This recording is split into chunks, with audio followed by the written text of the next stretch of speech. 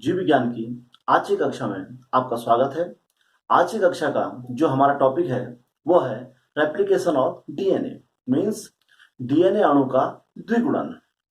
DNA का द्विगुणन कोशिका विभाजन की अंतरावस्था यानी कि इंटरफेज के S phase means synthetic phase में होता है।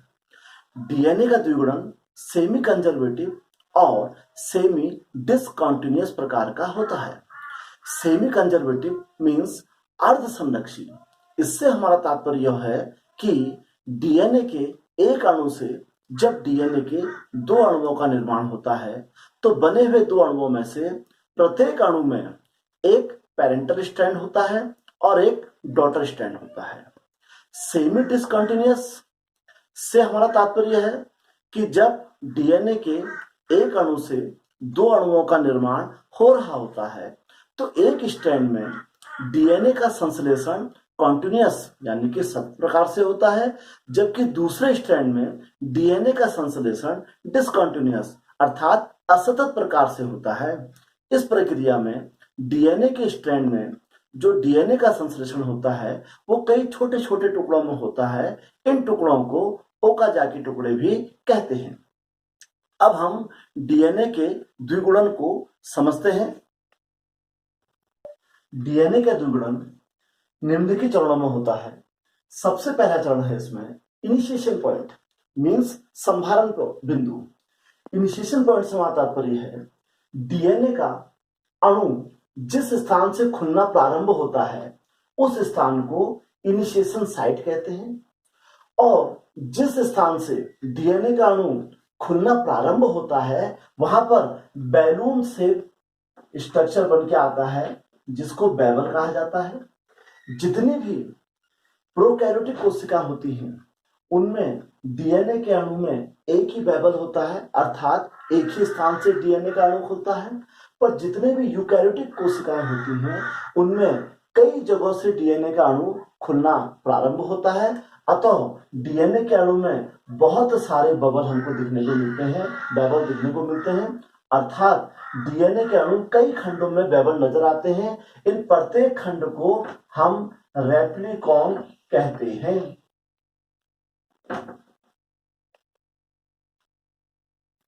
दूसरा चरण हमारा है उसे हम कहते हैं unwinding of double helix. Unwinding of double helix हमारा मतलब है डीएनए के अणु का खुलना। इस प्रक्रिया में यदि हम इसको सरलता से समझें तो हमको इसके 3 पॉइंट देखने पड़ेंगे। एक पॉइंट है हेलिकेज, एक पॉइंट है टोपो आइसोमेरेज, यह आपको सरलता दिलाया जा रहा है, और एक है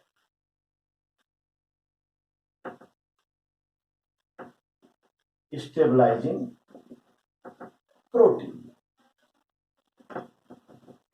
अब होता क्या है, जब डीएनए का अणु खुलना प्रारंभ होता है तो उसमें सबसे पहले हेलिकेज क्या करता है, डीएनए के अणु को खोलने की प्रक्रिया को प्रारंभ करता है।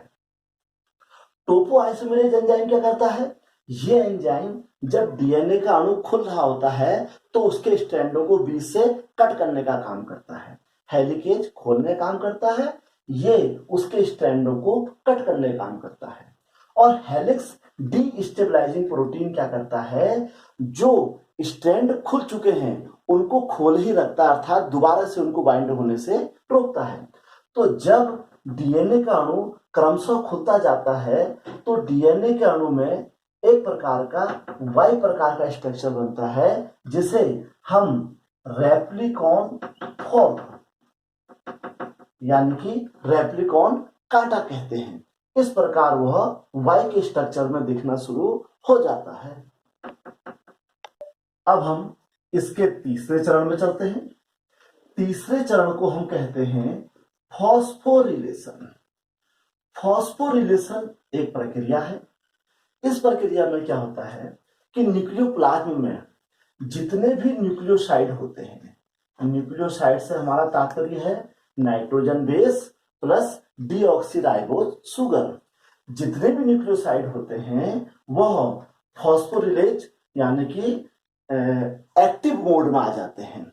उनके एक्टिव मोड में आने से क्या होता है, वे डीएनए अणु के साथ जुड़ना शुरू कर देते हैं। तो फॉस्फोरिलेशन एक प्रोसेस है जिस प्रोसेस में हम देखते हैं कि न्यूक्लियोप्लाज्म में जो न्यूक्लियोसाइड उपस्थित होते हैं वो फॉस्फोरिलेज एंजाइम की उपस्थिति में फॉस्फोरिलेज और एटीपी की उपस्थिति में डीएनए अणु से जुड़ना प्रारंभ कर देते हैं। अब हम इसके चौथे चरण में चलते हैं। चौथे चरण का नाम है फॉर्मेशन ऑफ आरएनए प्राइमर। इस प्रक्रिया में क्या होता है कि आरएनए पॉलीमरेज एक ये एंजाइम है। आरएनए पॉलीमरेज जो एंजाइम होता है वह डीएनए टेम्पलेट से हमारा तात्पर्य है डीएनए के अणु से। डीएनए अणु में आरएनए के एक टुकड़े को जोड़ देता है। जिस आरएनए के टुकड़े को आरएनए पॉलीमरेज एंजाइम जोड़ता है उसे आरएनए प्राइमर कहा जाता है। हाँ, अब डीएनए के द्विगुणन के अगले चरण में हम देखते हैं, इसका नाम है इलोंगेशन ऑफ डीएनए चेन। अब डीएनए चेन जो होती है उसका इलोंगेशन होता है। इसको हम ऐसे समझ सकते हैं, जो डीएनए का अणु होता है उसमें जो पॉलीन्यूक्लियोटाइड होते हैं वो एक दूसरे के एंटी पैरेलल होते हैं। अर्थात यदि हम डीएनए के अणु को यहां पर बनाएं तो इस प्रकार से बनता है। एंटी पैरेलल से हमारा तात्पर्य है कि डीएनए का एक पॉलीन्यूक्लियोटाइड यदि 5-3 प्रकार का होगा तो दूसरा पॉलीन्यूक्लियोटाइड 3-5 प्रकार का होता है। यहाँ 5-3 और 3-5 से हमारा तात्पर्य है कि डीएनए अणु में जो पेंटोज शुगर होती है, जैसे कि नाम से पता है पेंटोज यानी कि 5 कार्बन परमाणु होती है, तो याले सिरा मतलब 5वां कार्बन है और याला सिरा मतलब तीसरा कार्बन है। इस प्रकार एक स्टैंड यदि 5-3 प्रकार का है तो दूसरा स्टैंड 3-5 प्रकार का होता है। और ये हमारा डीएनए टेम्पलेट हो गया, यानी कि जिस डीएनए का द्विगुणन होना है।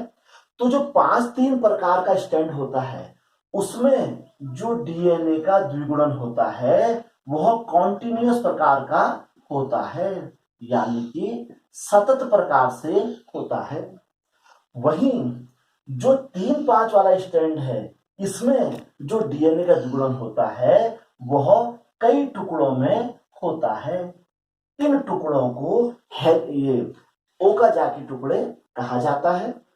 तो इलोंगेशन ऑफ डीएनए में जो एक डीएनए का जो इसमें प्रोटीन होता है, जो एंजाइम होता है जिसको हम कहते हैं डीएनए पॉलीमरेज थर्ड, जो डीएनए पॉलीमरेज थर्ड एंजाइम होता है वह असतत यानी कि 3-5 वाले स्टैंड में ओकाजाकी टुकड़ों को लाइगेज एंजाइम की उपस्थिति में जोड़ना शुरू करता है। तो यहां पर ध्यान देने वाली बात क्या है, 5-3 वाले स्टैंड में डीएनए का द्विगुणन कंटिन्यूअस यानी कि सतत प्रकार से होता है, और जो 3-5 वाला है उसमें जो डीएनए का द्विगुणन होता है वह असतत प्रकार से होता है। DNA polymerase third enzyme ligase enzyme की सहायता से ओकाजाकी टुकड़ों को 3-5 वाले स्टैंड में क्रमशः जोड़ना शुरू कर देता है। अब हम इसके अगले चरण में चलते हैं। इसका नाम है रिमूवल ऑफ आरएनए प्राइमर। जैसे जैसे डीएनए अणु का द्विगुणन आगे को चलता रहता है, डीएनए का जो अणु है वो क्रमशः खुलता जाता है। जब डीएनए का अणु पूरा खुल जाता है उस समय जो उसमें आरएनए प्राइमर जुड़ गया था, अर्थात जो हम चौथे उसमें देखा था फुल आरएनए प्राइमर, अब इस आरएनए प्राइमर को डीएनए टेम्पलेट से हटाया जाता है। इसके लिए हमारे को यहां पर सहायता करता है RNase H एंजाइम। ये एंजाइम डीएनए टेम्पलेट से आरएनए प्राइमर को हटा देता है और उससे जब आरएनए प्राइमर हट जाता है तो उस स्थान को फिलअप करने के लिए, भरने के लिए वहां पर डीएनए पॉलीमरेज फर्स्ट एंजाइम क्या करता है, वो यहां पर सहायता करता है। अब हम इसके अंतिम चरण में चलते हैं। इसका नाम है टर्मिनेशन ऑफ डीएनए रेप्लिकेशन। जैसे ही डीएनए के अणु का द्विगुणन पूरा हो जाता है तो अब जो इसका एंजाइम था हेलिकेज, जिसने डीएनए द्विगुणन स्टार्ट किया था, इस हेलिकेज एंजाइम की प्रक्रिया को रोका जाना बहुत जरूरी है। तो इस समय हमारे पास टर्मिनेशन बाइंडिंग प्रोटीन होता है जो कि हेलिकेज की प्रक्रिया को रोक देता है, जिसने द्विगुणन को शुरू किया था। जैसे ही हेलिकेज की प्रक्रिया रुक जाती है, डीएनए अणु का द्विगुणन बंद हो जाता है और डीएनए का अणु टर्मिनेशन जोन में जाकर उसका अणु का द्विगुणन बंद हो जाता है और डीएनए के एक अणु से डीएनए के दो अणु का निर्माण हो जाता है। इस प्रकार हमने आज की कक्षा में देखा किस प्रकार डीएनए के एक अणु से डीएनए के दो अणुओं का निर्माण किया जाता है। यह प्रश्न परीक्षा में काफी बार पूछा जाता है। आपको हमारी आज की कक्षा कैसी लगी हमें जरूर बताइएगा। अगली बार अगले टॉपिक के साथ हम फिर आपके सामने प्रस्तुत होंगे। धन्यवाद।